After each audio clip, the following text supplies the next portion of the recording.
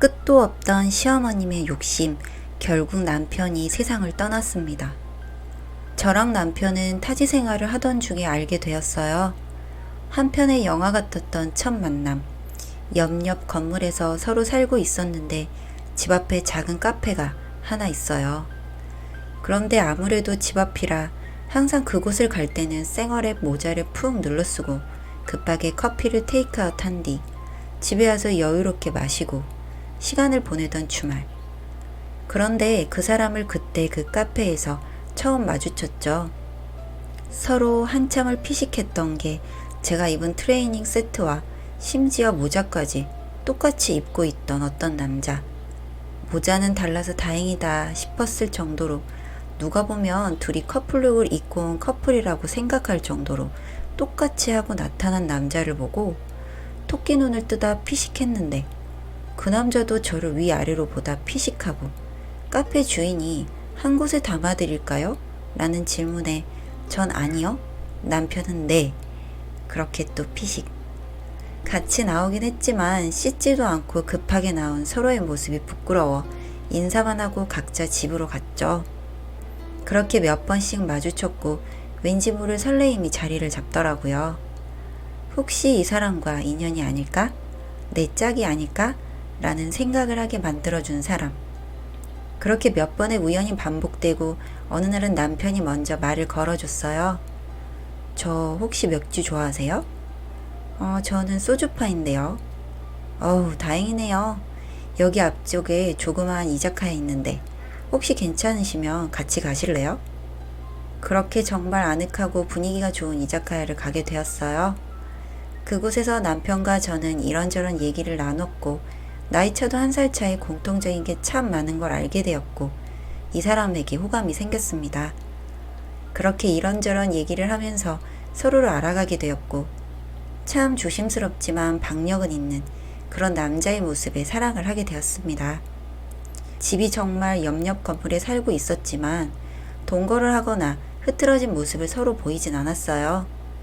이유는 그렇게 편해지기 시작하면 한도 끝도 없다는 걸 서로 어느 정도는 알 나이였고 이 설레임과 각자의 사생활을 지켜주면서 그렇게 연애를 했고 저희는 알콩달콩 나름 잘 만나고 3년이 되던 해에 결혼에 골인했습니다. 정말 결혼 후에도 이 사람과의 하루하루가 참 달달하고 설레었어요. 방울을 뿡 끼워도 귀여웠고 뭔가 서로 너무 잘 맞아서 그런지 편안함이 베이스로 깔린 설레이는 결혼 생활을 했습니다.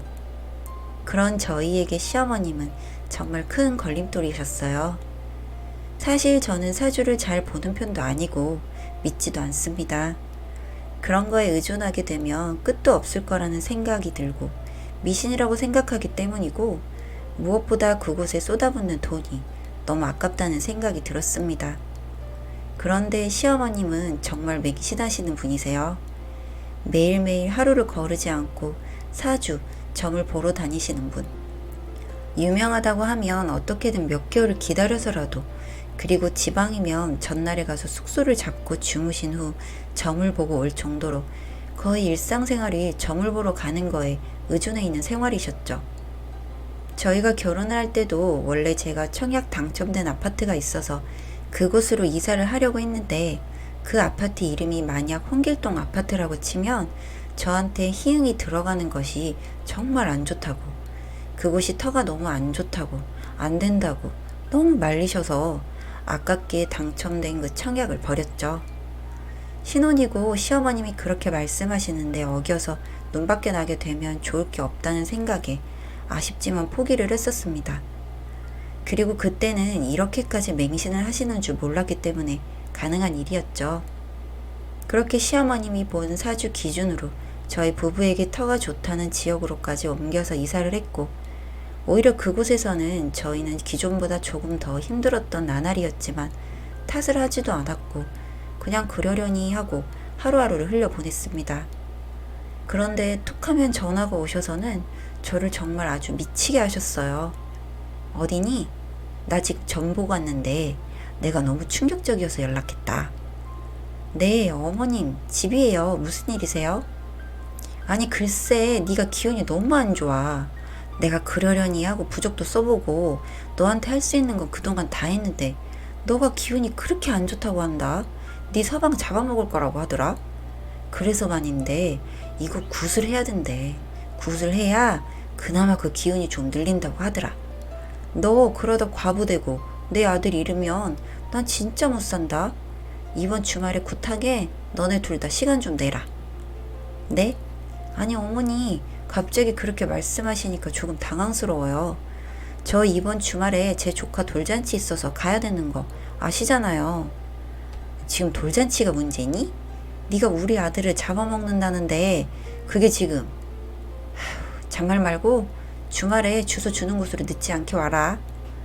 아니요 어머님 하나밖에 없는 언니가 조카인데 어떻게 그 돌잔치를 가족인 제가 안 가요. 이건 말이 안 되는 일이에요. 어머님 어디서 어떤 말을 들으셨는지 모르겠지만 전 굿하는 것도 싫어요. 그리고 그 비용 제가 알기로는 상당한 걸로 아는데 아버님 아셔서 또 다투시면 어쩌시려고 그러세요. 얘 말하는 거 웃기네. 내가 지금 나조차고 이러니? 넌 과부되고 내 아들 잡아먹는다는데 내가 지금 눈에 뵈는 게 있겠니? 얘는 진짜 사람 이상하게 만드는 재주가 있네. 아니 어머니 죄송하지만 못 가고 이 부분은 남편 오면 남편이랑도 상의를 할게요. 그리고 아버님한테도 말씀을 드릴게요. 솔직히 한두 번도 아니고 저도 더 이상은 어머님 이런 말씀 부탁 힘겨워서 못 살겠어요. 못 살면? 네가 어쩔 건데. 얘 봐라 말하는 게 딱이네. 너 숨겨둔 남자 있지? 네가 아주 꼬리가 셀 수도 없다고 하더라. 우리 아들도 그렇게 꼬여내서는 우리 아들 목숨까지 넘보고. 넌 내가 됐다. 내가 오늘 니네 집 가마 기다려라.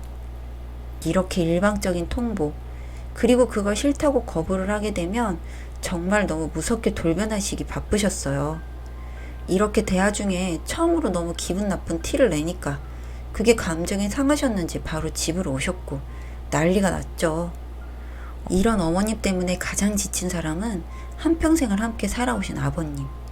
오시자마자 어머님을 끌고 나가시려고 했고 저한테 그러셨어요. 내가 미안하다.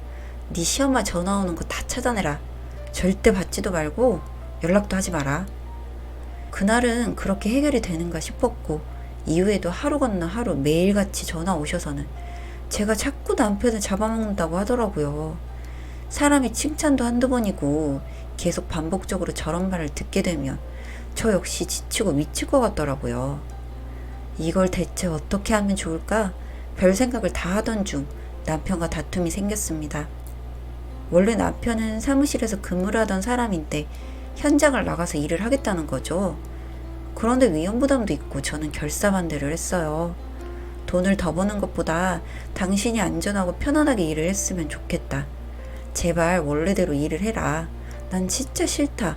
라고 며칠을 다투다 결국 제 말을 듣지도 않고 현장으로 나가서 일을 하게 된 남편. 하루하루가 불안했어요. 혹여나 사고가 나진 않겠지? 한평생 사무직 하던 사람이 무슨 현장을 나가겠다고. 미치겠었죠.